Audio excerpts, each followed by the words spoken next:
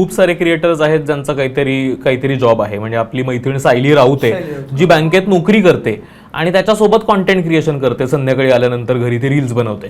तर असं नाहीये की त्याच्या सोबत तुम्हाला इतर काही करता येत नाही, पण फक्त जर तुम्ही त्या माध्यमाला कमिट करता ना, ही कमिटमेंट आहे. परत म्हणजे जर तुम्हाला व्यवसाय करायचा आहे, त्यातनं पैसे कमवणं अपेक्षित असेल आणि ते मोठं होणं अपेक्षित असेल, त्याला काहीतरी एक अपेक्षा आहेत आणि त्यातली सगळ्यात मोठी अपेक्षा आहे ती तुमची कमिटमेंट.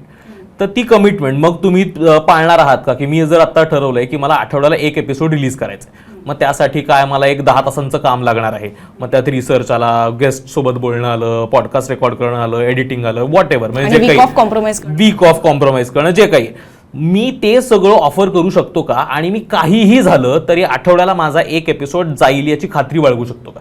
ज्यावेळेस माझ्याकडे ती कमिटमेंट देण्याची तयारी आहे ना, त्यावेळेस मग मला वाटतं पडायला हरकत नाही. म्हणजे खूप लोक करतात कारण. आणि दुसरी गोष्ट मला वाटतं की मी काय वेगळं ऑफर करतोय. म्हणजे आता इतके पॉडकास्ट आहेत, इतके काहीतरी रील्स बनवणार आहेत, मी काय ऑफर करतो आहे, माझ्याकडे असं काय आहे की जे बघून लोक येतील, क्लिक करतील आणि मग सबस्क्राईब करतील किंवा फॉलो करतील. कारण आपण कित्येकदा रील्स बघतो, सतत रील्स स्क्रोल करत असताना आपण प्रत्येक रीलला थोडी ना फॉलो करतो. आपण कदाचित एकदा पाहतो, मग परत दुसऱ्या तिसऱ्या दिवशी परत आणखीन एक रील सजेशनमध्ये येते, मग ती खूप आवडते आपल्याला, मग आपण त्या अकाउंट जाऊन स्टॉक करतो, मग काही रील्स बघतो, परत तेव्हाही फॉलो नाही करत, परत मग आणखीन एक काहीतरी येतं. आपण फॉलो करण्याआधी एक खूप मोठी प्रोसेस फॉलो करतो.